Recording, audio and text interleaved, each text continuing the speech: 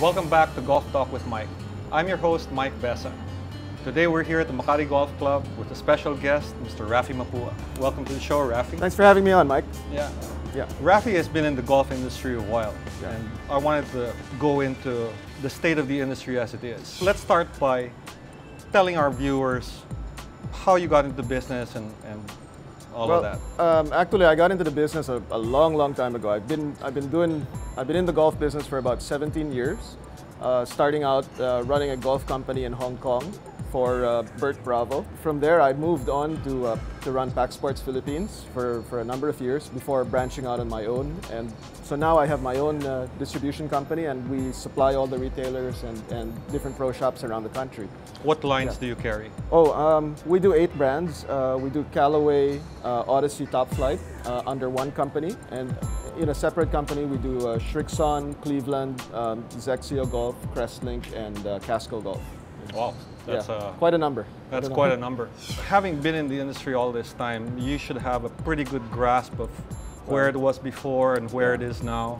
Well, what's your take?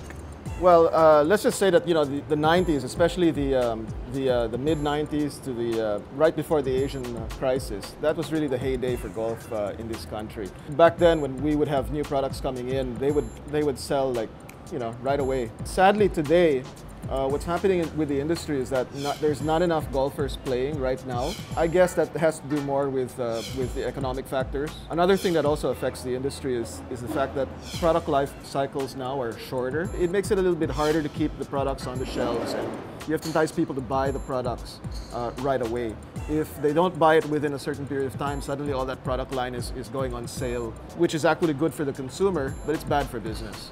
Right, because these are hard goods. They're not going to wear out. Exactly. Or anything like that. Exactly. And what happens actually, it's sort of a delayed effect on the business. I mean, the consumer initially, of course, is very happy. He gets products at a discount, at a sale. But in the long run, actually, what happens is the businesses suffer. And in the last maybe 5 years, we've seen a number of golf companies and golf businesses close down. And that's sad. It's a sad case, and to make matters worse, it really doesn't seem like it's going to get any better in the near future. So do you see any upside to all of this? Well, yes. Actually, the upside with all of this is that the technology in the golf equipment industry has never been better. In fact, I would say the technology in the last 5 years is leaps and bounds maybe the technology for the past 100 years. In the game, all right? I mean, it's just vastly superior. Dramatic. It's that dramatic. What are your business strategies for the coming year?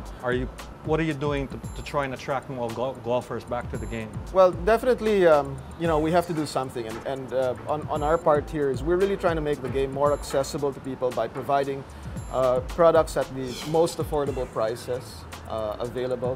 What we try to do is we try to match what it costs somebody, for example, to buy a product online from Edwin Watts or Roger Dunn or something like that. Our prices here in the Philippines will be right around that price. So that, in other words, there's really no advantage. There's no advantage, and there's no point for you guys to go to the US to buy online when it's available locally. That's a really good strategy, Raffy. Hopefully our viewers pick up on that and, patronize your products and the products of all the other retailers a little more. Thank you. It's a really interesting time for the golf business. Technology is at an all-time high. It's just a shame that more people aren't taking advantage of all these things. Yeah. Join us again next week on Golf Talk with Mike, where we'll have Raffy back for another segment. We'll touch more on the technologies that have come up in the game of golf. Thanks, and see you next time.